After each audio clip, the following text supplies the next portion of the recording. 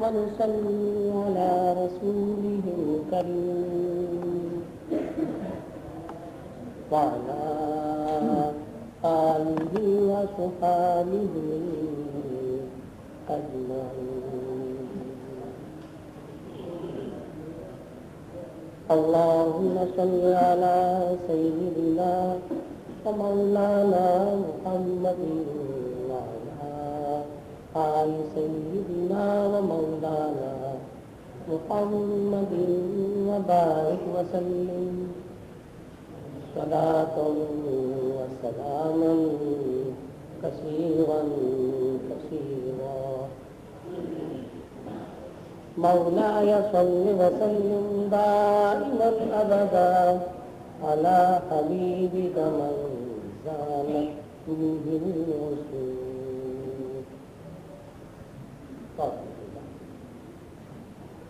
اپنے مرشد پاک کی برکت سے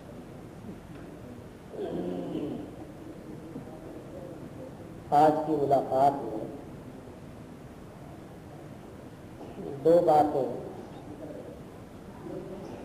کرنے کا ارادہ ہے. پہلی بات معمولات جمعہ اور دوسری بات استحضار الموت.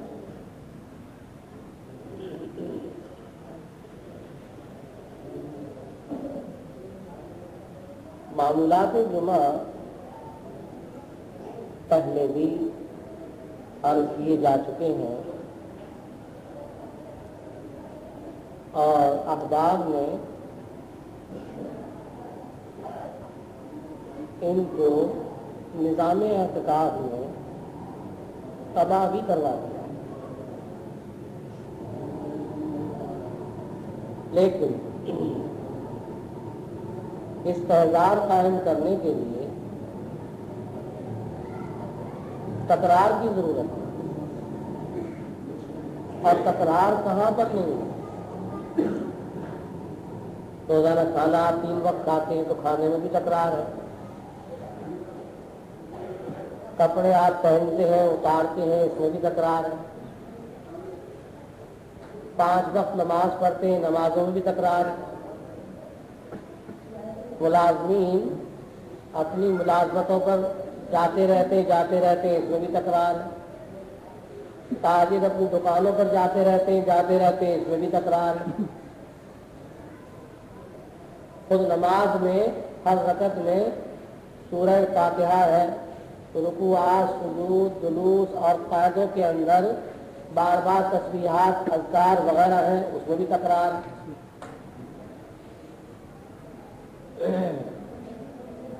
تکرار کہاں پر نہیں ہے. میرے حضرت فرمایا کرتے تھے کہ تکرار سے اسرار کھلتے ہیں. کیسی ہے بات. اور یہ بھی فرمایا کرتے تھے توفیق الہی فضل الہی اپنے حضرت کی برکت سے اس بات کو پہلے بھی سنا ہوگا سنایا گیا ہوگا لیکن سنا تھا سنا نہیں تھا. اب سننے کے ساتھ گننا ہونا چاہیے. یعنی یہ بات پورے طور پر عمل میں آ جانی چاہیے. اور معمولات جمعہ جو نظام اعتکاف میں درج ہے یہ صرف رمضان کے لیے نہیں بلکہ سارے سال میں جتنے جمعے پڑھتے ہیں تقریباً 50 جمعے ہوتے ہیں. ہر جمعے میں اس کا اہتمام طالب صادق کو کرنا چاہیے. گویا کہ جمعے کا دن بسر کرنے کا یہ ایک نظام ہے. معمولات جمعہ نظام جمعہ اور یہ حضرات جانتے ہی ہیں کہ جو بھی دن ہوتا ہے اس کی رات پہلے ہوتی ہے اور دن بعد میں آتا ہے. تو پہلی بات یہ ہے کہ شب جمعہ میں کسی ایسی سورت کی تلاوت کی جائے جو سین سے شروع ہوتی ہے. اور ایسی کئی صورتیں ہیں.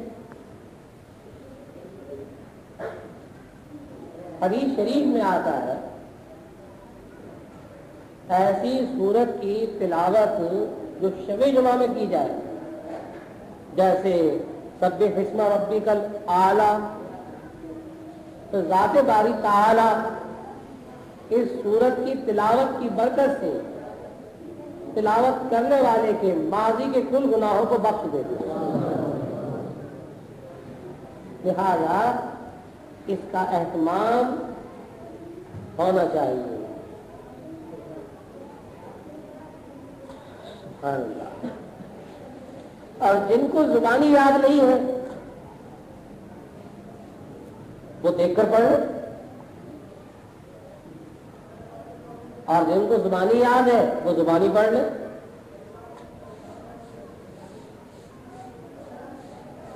اور معمولاتی جمعہ میں دوسرا عمل جو ہے وہ سورہ کہف کی تلاوت.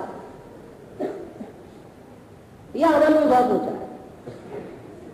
ان معمولات میں اکثر معمول معصور ہے، بعض منقول ہے. سورہ کہف کی فضیلت بھی حدیث پاک میں کئی طرح سے آتی ہے. سورہ کہف کی تلاوت کی برکت سے اگر اس جمعے کو سورہ کہف پڑھی تو آئندہ جمعے تک قاری کے قلب سے لے کر بیت اللہ تک ایک نور کا کنیکشن قائم ہو جاتا ہے.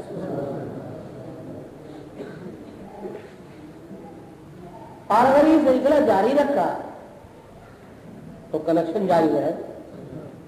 آسان سی بات ہے. اور بھی کتنے ہی فائدے ہیں. کام کرنے پہ بات کھلتی چلی جاتی ہے.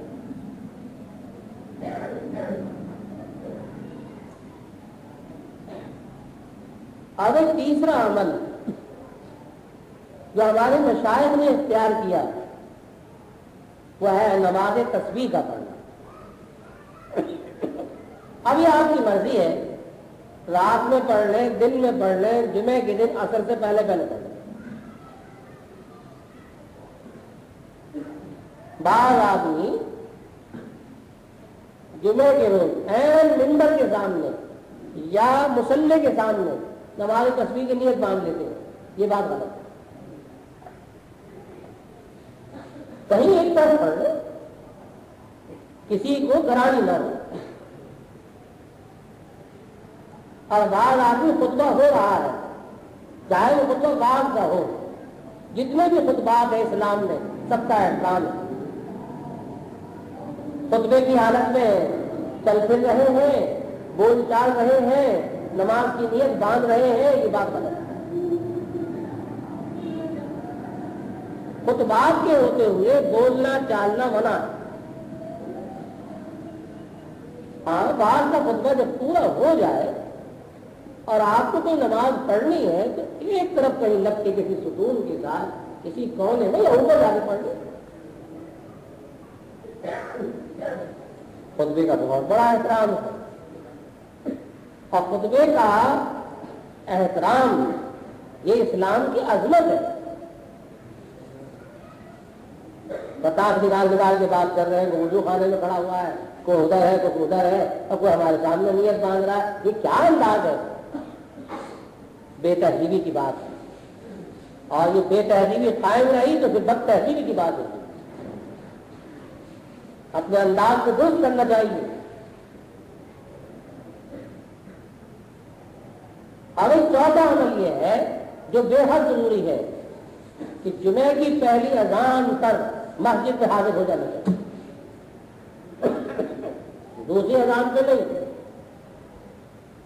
جب تو رجسٹر بند ہو جاتا ہے پھر انٹری نہیں ہوتی.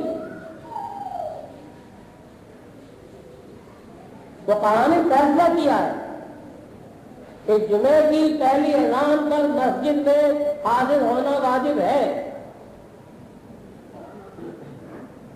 بعض لوگ تعویل کرتے ہیں کہ جب ہم نے فلاں بزرگ کو دیکھا، ارے بزرگوں کے عمل سے مسئلہ نہیں بدلا کرتا، ہو سکتا ہے تو وہ عذر ہو، وہ تمہیں کھول کے دکھائیں گے کہ مجھے یہاں عذر ہے۔ آپ کو کیا پتا ان کے آزار کا؟ ایسی تعویلات سے نفس مسئلہ کے اندر کوئی تبدیلی نہیں آیا کرتی ہے، مسئلہ اپنی جگہ ہے، اور ایک مسئلے کے آگے چاہے لاکھ مسئلے پہ بہت ہو جائے لیکن مسئلے پہ ہاتھ نہیں آئے گا۔ مسئلہ یہی ہے، پہلی اذان پر حاضر ہو جانا چاہیے۔ کیا کوئی سا بھی مائی کا لال ہو، اس میں کسی کی رعایت نہیں سوائے معذورین کی، اور معذور کسے کہتے ہیں اس کی تفصیل بیٹھتی دور میں دیکھ لینا، ہر آدمی معذور نہیں ہوا کرتا۔ خلاصہ شریعت میں معذور کون ہے؟ جو فرض نماز اشارے کے ساتھ پڑھے وہ معذور۔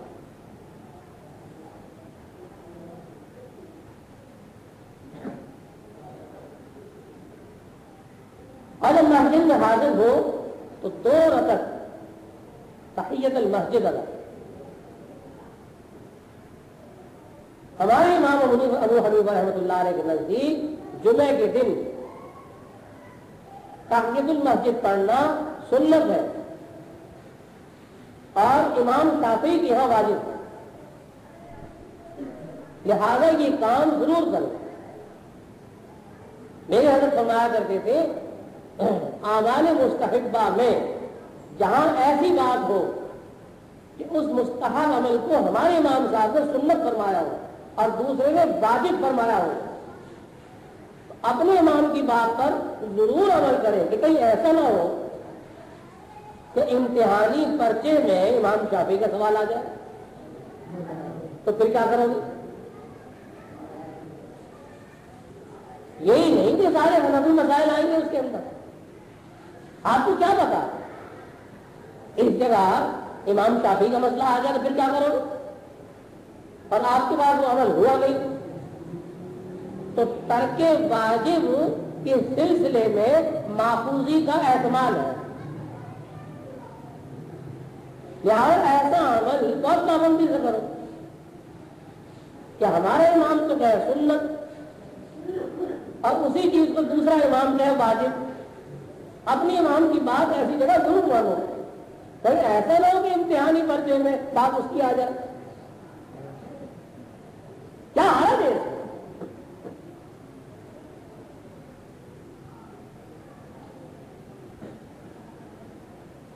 اور اس کے بعد واز ہونا چاہیے، تحیت المسجد کے بعد آئے تحیت المسجد ادا کی، اذان ہو گئی، واز ہونا چاہیے، کیونکہ ہمارے علاقے میں نماز جمعہ کے بعد لوگ وقت نہیں دیتے، بلکہ برضا و رغبت اس پہ راضی ہیں کہ بھائی مختصر سا واز ہونا چاہیے، اس کی اجازت ہے۔ جب مسلمین اس پر راضی ہوں تو واز ہونا چاہیے، اور واز کے بعد جمعے کی جو 4 رکعت سنتیں ہیں ان کا وقت اب دینا چاہیے، تاکہ نماز جمعہ اب بالترتیب شروع ہو جائے۔ جمعے کی سنتیں پڑھی، خطبے کی اذان ہوئی، خطبہ ہوا، نماز جمعہ کے فرض ہوئے، بعد والی 6 سنتیں ہوئی، اب ایک لفظ طے در پہ ساری چیزوں سے فراغت ہو یہ کریں۔ لہذا پہلی اذان میں اہل محلہ کی رعایت سے بدیر ہونی چاہیے، اس لیے کہ پہلی اذان جلدی کہہ دی گئی، وہ جلدی کہنے کی اجازت ہے، اگر جلدی کہہ دی گئی اور وہ تاخیر سے آئے تو گنہگار ہوں گے، اور ان کو گنہگاری سے بچانے کے لیے پہلی اذان دیر سے کہی جائے۔ ہمارے ہاں کسی موسم میں 12:10 پر وقت ہو جاتا ہے پہلی اذان کا، کبھی 12:15، کبھی 12:25، کبھی 12:35، ہم نے 12:50 رکھا کہ بھائی جتنا بھی اہل محلہ کو مسلمانوں نے محلہ کو گناہ سے بچایا جائے اتنا ہی بہتر، لیکن اب اس کی بات گنجائش نہیں۔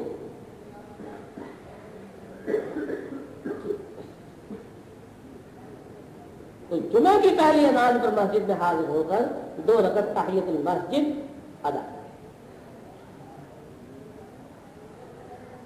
اور 5واں عمل یہ ہے ان معمولات جمعہ میں سے، ربنا ظلمنا انفسنا وان لم تغفر لنا وترحمنا لنکونن من الخاسرین، 70 بار ذات باری تعالیٰ نے اس دعا اور استغفار کی برکت سے ہمارے باپ حضرت آدم کو معافی عطا فرمائی، تو ظاہر ہے کہ جب باپ کو معافی ملی ہے تو اولاد کو بھی ملے گی، اور دن جمعے کے ساتھ۔ اس مناسبت سے مشائخ نظام نے یہ عمل 70 مرہ تجویز کر کے جمعے کے دن رکھا۔ اور 6واں عمل یہ ہے، اللہم اکفنی بحلالک عن حرامک واغننی بفضلک عمن سواک۔ عجیب دعا، 70 بار۔ اور اس کی ایسی برکت ہے، حضرت فرماتے تھے ہفتے بھر کے معاشی مسائل حل ہو جاتے ہیں کہ ہاتھ پیار کرتے بھیجا رہے، لیکن کھانا پینا سب ملتا رہے، کام اس کا چلتا رہے گا، رکے گا 7 دن، اور روزانہ 10 بار یا جمعے کو پڑھ لو 70 بار، فارغ ہو جاؤ۔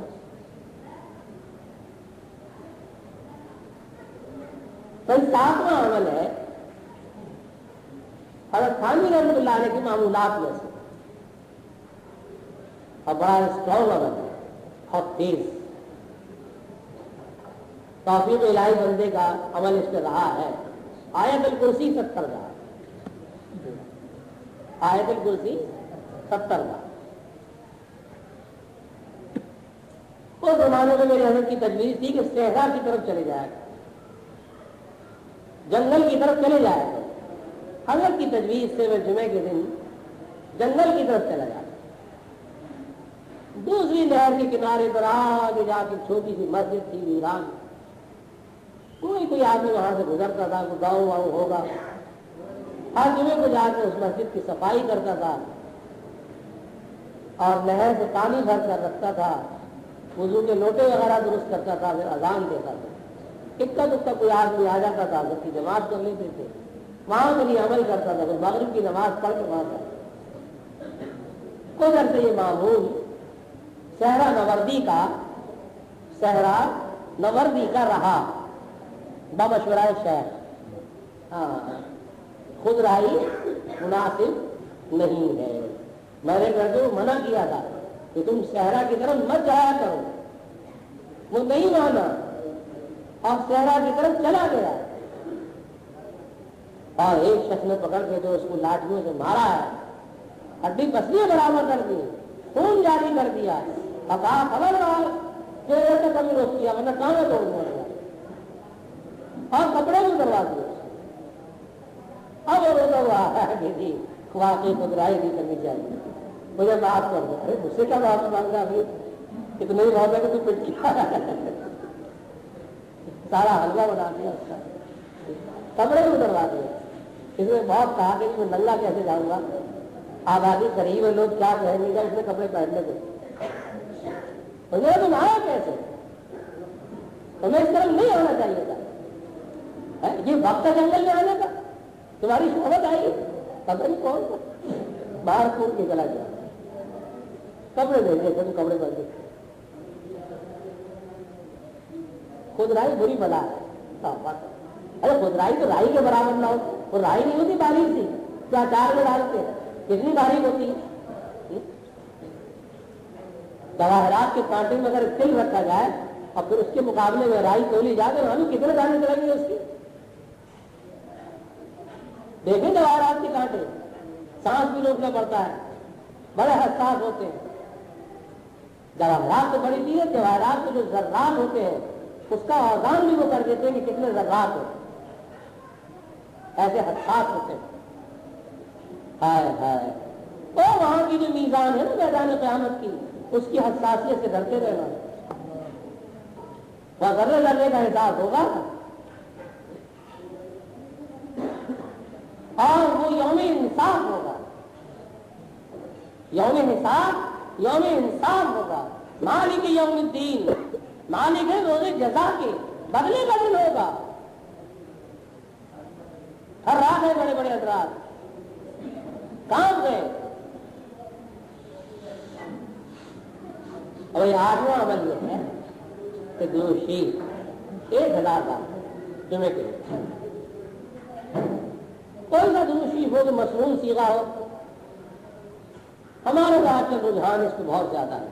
صلی اللہ علیہ وسلم، صلی اللہ علیہ وسلم، صلی اللہ علیہ وسلم. ہمارے حضرت کو بھی بہت پسند ہے.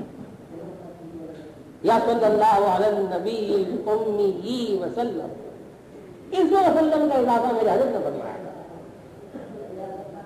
اس ترکیب سے یہ مصنون رہا. کیا بات ہے! اللہ نے 8 درجے کا مقام سنت اور فہم سنت میرے حضرت کو عطا فرمایا. روز کی زندگی میں اتنا تو بھی کام ان کا سنت کے خلاف نہیں تھا. اتنے بڑے متبع سنت تھے. اگر ہماری سمجھ میں نہ آتا تو وہ ہمارے فہم کا قصور تھا. ورنہ مسیح امت کی زندگی، روز و شب کی زندگی، اس کا ایک ایک سیکنڈ سنت کے مطابق. ذات باری تعالیٰ نے اس مرد قلندر کو عجیب بصیرت عطا فرمائی تھی.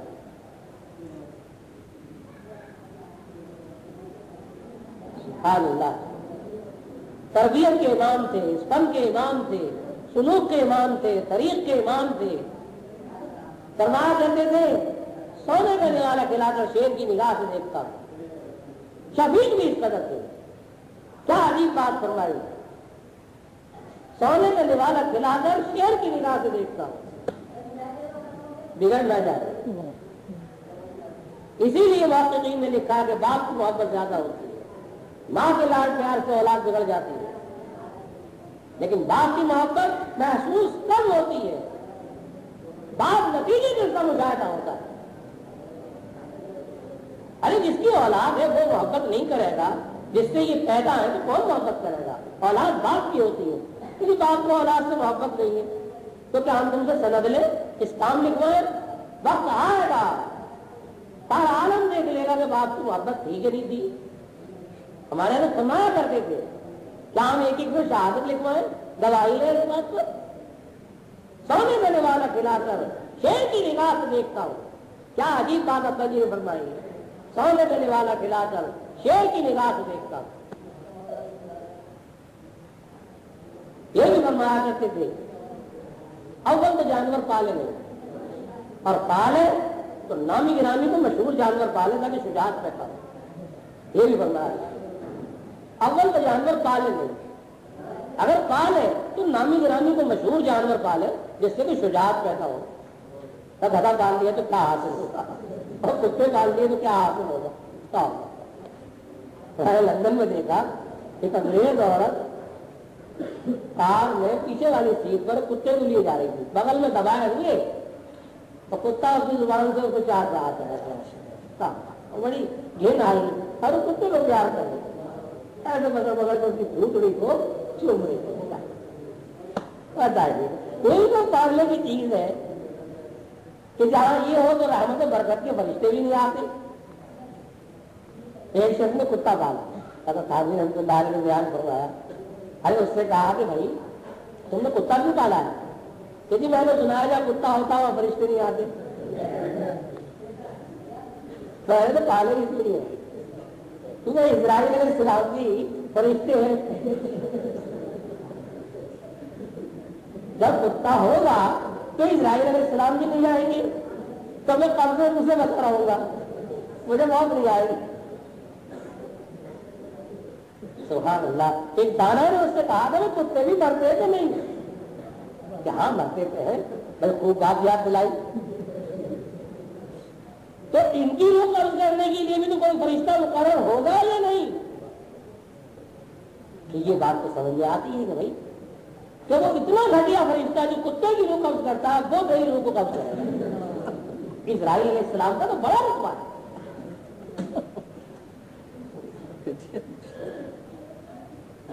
فرشتے فرشتوں میں فرق ہے نا.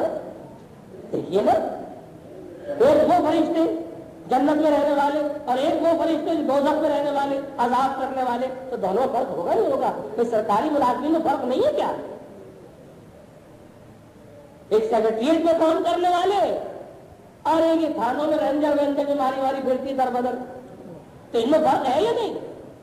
ایسے ملائکوں میں بھی فرق ہے. سارے ملائکہ ایک سے کیسے ہو جائیں گے؟ وہ کتے والا فرشتہ جو ہے وہ تیری جان نکالنا ہے. ہاں, درود شریف کی عجیب شان ہے. کیا کہیں گے؟ درود شریف چاہے بے خیالی میں پڑھو, چاہے اونگ میں پڑھو, چاہے بے دلی سے پڑھو, مقبول بار کا. اس میں تو کوئی کلام ہے, لوہار چیز ہے, سکہ بند چیز ہے, جیسے چاہے ادا کرو, با وضو بے وضو, قبلہ روکو بے روکو, چلتے پھرتے سوتے جاتے اٹھتے بیٹھتے, ایسی سکہ بند چیز ہے کہ ہر وقت مقبول بارگاہ.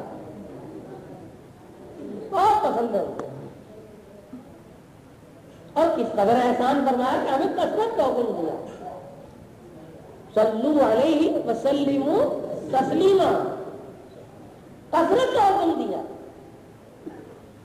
اور علیہ فرمایا, علیہ, ہاں علیہ فرمایا. اہل علم جانتے ہیں کہ علیہ کا کیا قصہ ہے. علیہ فرمایا. چند آدھانا بھی کہتے ہیں صلی اللہ علیہ وسلم. ارے کیوں؟ کسی صحابی نے کہا تم سے کہ علیہ کی جگہ علیہ کا لگانا, تم کہیں سے یہ بات ثابت ہے؟ لا حول ولا قوت الا باللہ. اور کیوں عقل ماری گئی ہے تمہاری؟ بدعت اور معصیت سے عقلیں ماری جاتی ہیں. نورانی بہن سب ہو جاتا ہے, ضائع ہو جاتا ہے. اللہ تعالیٰ نے فرمایا صلو علیہ, جی, اور حضور صلی اللہ علیہ وسلم نے تعلیم فرمایا صلی اللہ علیہ. یہ علیہ کی جگہ تم علیہ کا کہاں سے لائے؟ ایک جگہ بھی نکلا سکتے ہو. ہاں کی بات تم نے تراشی ہوئی ہے. اپنی بجھی ہوئی دل کو تم تسلی لینا چاہتے ہو. کیا رکھا ہے تمہارے پاس ان باتوں میں؟ واہ واہ, صلو علیہ وسلموا تسلیما. واہ واہ, کیا عجیب بات. یہ رحمت و سلام کا مسئلہ بھی عجیب مسئلہ ہے. ذات باری تعالیٰ نے اس امت کو اس مسئلے میں ایسا نوازا ہے کہ امم ماضیہ کے اندر اس کی مثال دی. حدیث شریف میں آتا ہے جو جمعہ کے دن 1000 مرتبہ درود شریف پڑھے دنیا سے اس وقت تک نہیں جائے گا جب تک کہ دنیا کی زندگی میں جنت والا ٹھکانہ اپنا نہ دیکھ لے. ایک بزرگ بڑے بیمار تھے, خدام ان کی خدمت کر رہے تھے, لیکن جو دوا کی وہ مرض بڑھتا چلا گیا. ایک منہ پھڑ خادم بھی تھے, بے تکلف تھے, محبت والے. ابھی حضرت بہت دل ہو گئے آپ کی بیماری کو, اب یہ بتلائیے آپ کب تک جائیں گے؟